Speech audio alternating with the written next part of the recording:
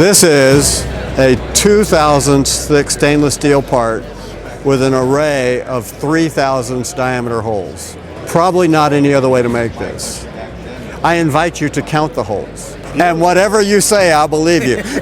Photochemical etching is quite simple. We use film to mask the light from the resist that we coat the material with. And the parts that are masked will etch away, and the parts that are left will be what you have left as a part.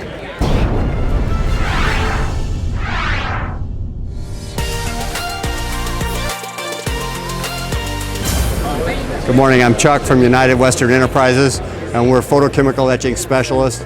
Photochemical etching is a process that is very similar to making circuit boards.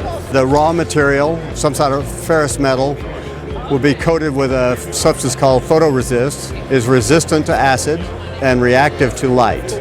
Generally, we can hold about 10% of the material thickness for your key tolerances. So we make parts that range from 3/10,000ths to 63,000ths. And for context, your hair would be about 3,000. So this part, we make it as a flat blank and then form it as a secondary operation in-house. We offer forming and laser welding as well as mechanical soldering as in-house processes.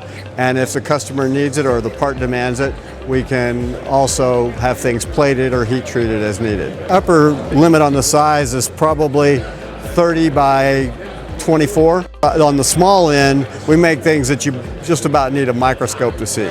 We can work with stainless steel. That's about 80% of our parts are made out of stainless steel.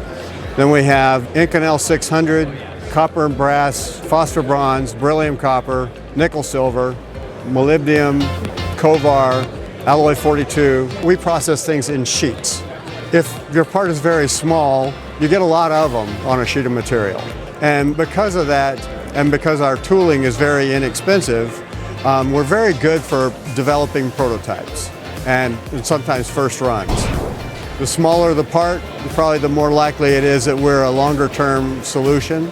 The bigger the part, it might get to be cost prohibitive if we're going to make a lot of them over time. The difference between photochemical etching and laser, for instance, is that with a laser you heat up the material as you burn the edge away. Wire EDM may do the same thing. With chemical etching, you simply dissolve it away with no change to the metallurgy or the mechanical properties of the material. Please support us so we can make more videos to support American manufacturing. Smash the like button and subscribe. Thanks.